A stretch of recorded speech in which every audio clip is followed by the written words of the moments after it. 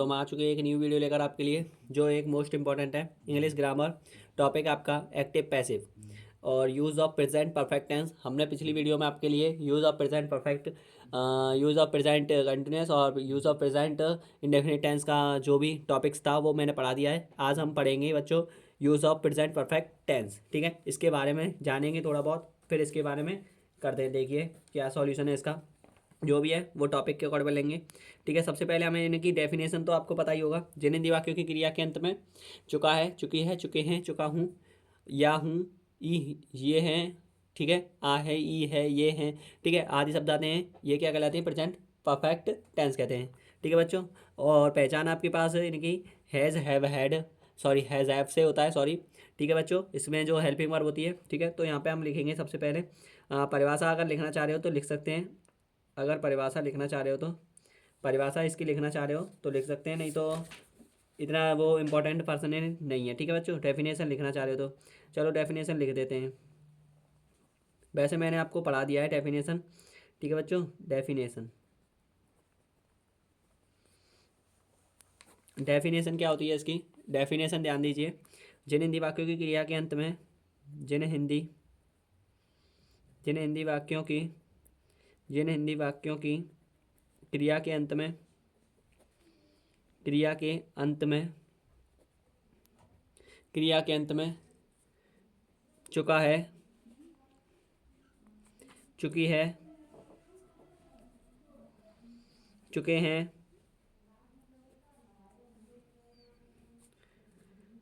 या है, ये है, ये हैं, ई है, आ है, आदि शब्द आते हैं, आदि शब्द आते हैं, आदि शब्द आते हैं, उन्हें क्या कहते हैं? प्रेजेंट परफेक्ट टेंस कहते हैं। ओके, आगे देखिए, यहाँ पे आप कॉमन सेंस ले सकते हो। ठीक है, आगे ध्यान देंगे। अब इसका रूल लिखेंगे, पहले तो इसका रूल लिख देते हैं, फिर उसी के अकॉर्डिंग हम क्या करेंगे, इसका पैसिव रूल लिखेंगे। तो सबसे पहले हम इसका रूल लिखेंगे। तो सबसे पहले इसका रूल जो होता है वो क्या है? रेड पेन से हम ग्रेडेड करेंगे इसको। तो सबसे पहले आता है हमारे पास सब्जेक्ट प्लस, क्योंकि जो टेंस है उसी के अकॉर्डेबल बेस पर हम क्या बनाएंगे? पैसिव वॉइस बनाते हैं इसका। तो सब्जेक्ट प्लस हैज़ या हैव में से कोई एक बनाना पड़ेगा, प्लस हैज़ या हैव में से कोई एक हेल्पिंग वर्ब लगेगी, क्योंकि हैव किसके लिए लगता है? प्लूरल सब्जेक्ट के लिए। हैव हैज़ के लिए लगता है किसके लिए? सिंगुलर सब्जेक्ट के लिए। तो सब्जेक्ट प्लस हैज़ या हैव प्लस हैज़ या हैव प्लस वर्ब की थर्ड फॉर्म, वर्ब की थर्ड फॉर्म, वर्ब की थर्ड फॉर्म हो जाएगी, वर्ब की थर्ड फॉर्म हैज़ या हैव प्लस वर्ब की third form plus plus object, plus object, plus object, plus dot और क्लोज ब्रैकेट कर देंगे। ठीक है, तो यहाँ पे ये हो गया कॉन्सेप्ट। आगे ध्यान दीजिए, इतना क्लियर होने के पश्चात अब इसके बाद आगे सब्जेक्ट प्लस एज या है प्लस, ठीक है, इतना हो गया। अब इसका जो है ये आपके पास एक्टिव रूल है। कौन सा रूल है? ये आपके पास एक्टिव रूल है, लिख सकते हैं भले ही आप, ये एक्टिव रूल है, एक्टिव एक्टिव रूल है ये। अब देखिए एक्टिव रूल है, और पैसिव रूल क्या होता है इसका? पैसिव रूल देख लीजिए। अब पैसिव रूल लिख रहे हैं हम यहाँ पे, पैसिव रूल। अब पैसिव रूल क्या होता है इसका, उसे देखेंगे। इसे ब्लैक पेन से थोड़ा लिख देते हैं। ठीक है, देखिए पैसिव रूल का होता है हमारे पास जो ऑब्जेक्ट होता है वो सब्जेक्ट बन जाता है, तो इसे हम पैसिव रूल के अकॉर्डिंगली लिखेंगे। ऑब्जेक्ट प्लस हैज़ या हैव, हैज़ या हैव प्लस बीन प्लस क्रिया की थर्ड फॉर्म होती है, वर्ब की थर्ड फॉर्म, क्रिया की थर्ड फॉर्म, क्रिया की क्या हो जाएगी?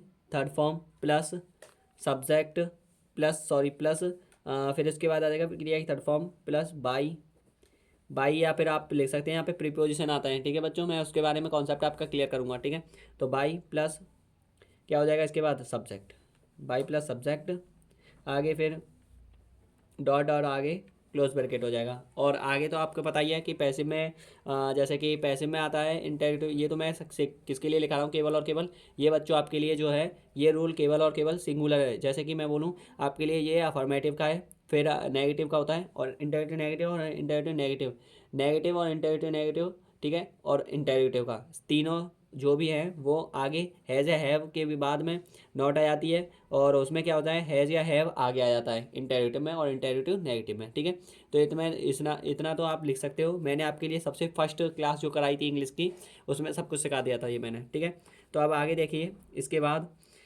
जो भी है आगे जो रूल यहाँ तक हो गया। अब आपके पास कोई एग्जांपल देंगे हम छोटा सा, फिर उसके अकॉर्डेबल आप बनाना है। ठीक है, तो अगर आप हिंदी के अकॉर्डेबल करना चाहते हैं तो हिंदी के अकॉर्डेबल, नहीं तो पैसे वॉइस में आप ऐसे भी लिख सकते हो, जैसे कि इंग्लिश का ट्रांसलेट डायरेक्ट पैसे में ट्रांसलेट में कर सकते हो। ठीक है, जैसे कि एग्जांपल हम बता रहे हैं आपके लिए, वह कपड़े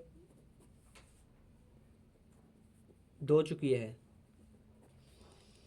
और मैंने आपको पैसिव और एक्टिव पैसिव वॉइस में ये भी बताया था किस आधार पर आपके पैसिव वॉइस संपन्न हो सकते हैं, नहीं तो पैसिव वॉइस नहीं बनेगा। ठीक है, वो भी बताया था। वह कपड़े धो चुकी है, इसमें कैसे आएगा, सबसे पहले वह कपड़े धो चुकी है, ये तो आपके पास क्या कौन सा वॉइस है, ये आपके पास एक्टिव वॉइस है। कौन सा, एक्टिव। और आपको पहचानना भी पड़ेगा, ये एक्टिव वॉइस है, एक्टिव वॉइस, एक्टिव वॉइस है ये। ठीक है बच्चों, कृतवाच्य है। कर्मवाच्य क्या हो जाएगा इसका, तो वो ध्यान दीजिए, वह की क्या हो जाएगी, लड़की है, तो इसलिए सी। हैज़ एक वचन है इसीलिए। ठीक है बच्चों, धो चुकी है, धोना की क्या होती है, वॉश, वॉश। अब थर्ड फॉर्म लगेगी थी, वॉश वॉश्ड। ठीक है, washed, wash washed, she has washed the clothes लिख सकते हो, या फिर क्लॉथ्स लिख दो, क्लॉथ्स। ठीक है, अब मैं बोलूँ इसके बारे में, जैसे कि आपको पहचान कैसे करनी होती है, पहले तो पहचान ही कर लेते हैं इसके।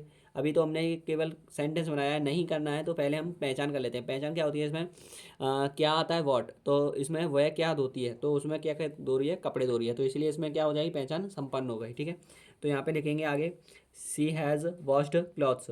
आगे लिखेंगे इसका पैसिव वॉइस क्या बनेगा, पैसिव वॉइस ये है, पैसिव वॉइस लिखेंगे यहाँ पे। आगे लिख देना इसके बने ही पैसिव वॉइस। इसका सबसे पहले हमें क्या लिखना पड़ेगा, ऑब्जेक्ट। ऑब्जेक्ट ये दे रखा है, रूल के अकॉर्डिंग ध्यान देना है, रूल के अकॉर्डिंग चलना है हमें। तो सबसे पहले क्लॉथ्स आएगा, क्लॉथ्स। फिर उसके बाद क्लॉथ्स के बाद क्या आएगा, क्लॉथ्स। फिर हमारे पास हैज़ है, हैव में से कोई एक आएगा। क्लॉथ्स है तो प्लूरल सब्जेक्ट है इसलिए हैव आएगा, और इसी के अकॉर्डिंग हमें हेल्पिंग वाली यूज़ करनी होती है। ठीक है बच्चों, तो clothes have been, clothes have been.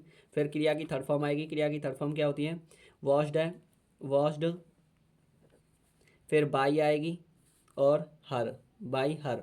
हर क्या होता है यहाँ पे, ऑब्जेक्ट होता है। ठीक है बच्चों, ये मैंने आपके लिए जो फर्स्ट क्लास थी उसमें आपको सब कुछ ऑब्जेक्ट भी बताए थे, जो भी टॉपिक्स रहा था। ठीक है, तो यहाँ पे समझ में आ गया होगा, clothes have been washed by her. अगर मैं आपके लिए, ये तो आपके पास पैसिव हो गया।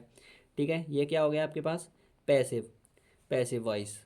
ये आपके पास पैसिव वॉइस है। ठीक है, ये आपके पास पैसिव वॉइस है। अगर मैं आपसे कहूँ पैसिव वॉइस है, तो अब इससे आप, जैसे कि मैं बोलूँ आपसे, अगर ऐसे सेंटेंस है, अब मैं बोलूँ आपको पैसिव वॉइस में इंटरोगेटिव नेगेटिव बनाना है, तो कैसे बनाओगे, उसके बारे में ध्यान दीजिए। यहाँ पे लिख देता हूँ पहले, चेंज टू, लिख दे रहे हैं पहले, change to passive voice, passive voice, passive voice in, या आगे ले लेते इसे। ठीक है, चेंज टू, चेंज टू ऐसे लिखिए, चेंज टू, इसे आग आप इधर ले लेना। ठीक है, यहाँ पे थोड़ा इसे एक बार ब्रेक कीजिए। ठीक है, चेंज टू इंटेरोगेटिव नेगेटिव यहाँ पे लिखिए अभी, इंटेरोगेटिव, इंटेरो,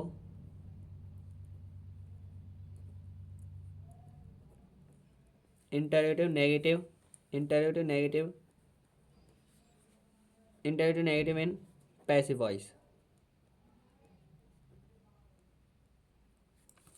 ठीक है, change to interrogative negative in passive voice. ठीक है बच्चों, ध्यान दीजिए यहाँ पे आगे। अब ये चेंज करना है हमें इंटेरोगेटिव नेगेटिव में, इंटेरोगेटिव नेगेटिव में कैसे करेंगे, ध्यान दीजिए यहाँ पे आपके पास मोस्ट इट है। अब क्लॉथ्स तो पहले ही आएगा ही आएगा, ठीक है, लेकिन क्लॉथ से पहले क्या आएगा वो ध्यान दीजिए। पहले तो हमें यहाँ पे ये नहीं लेना है, सबसे पहले हमें लेना पड़ेगा इंटेरोगेटिव नेगेटिव में हैव। ठीक है, तो have clothes, have clothes, have clothes not, not been, have clothes not been, not been. आगे तो फिर वही आएगा जो भी सेंटेंस है, वॉश्ड। ठीक है बच्चों, washed by, washed by her. Have आगे आ गया, नॉट लग गया इसमें। ठीक है, और ये इंटेरोगेटिव नेगेटिव सेंटेंस बन गया, और बाई हर, ठीक है, और यहाँ पे आ जाएगा क्वेश्चन मार्क, ठीक है बच्चों, इतना होता है। ये आपके पास कौन सा सेंटेंस बन गया, इंटरोगेटिव नेगेटिव, ठीक है। तो यहाँ तक समझ में आ गया होगा बच्चों, ठीक है। तो वीडियो पसंद आई हो तो लाइक करना, कमेंट करना, और आगे भी ऐसे क्वेश्चन आते रहेंगे, और आप ध्यानपूर्वक इनको कॉपी कर लेना, और जो भी डाउट हो मुझे कमेंट के माध्यम से जरूर बताना। थैंक यू, धन्यवाद।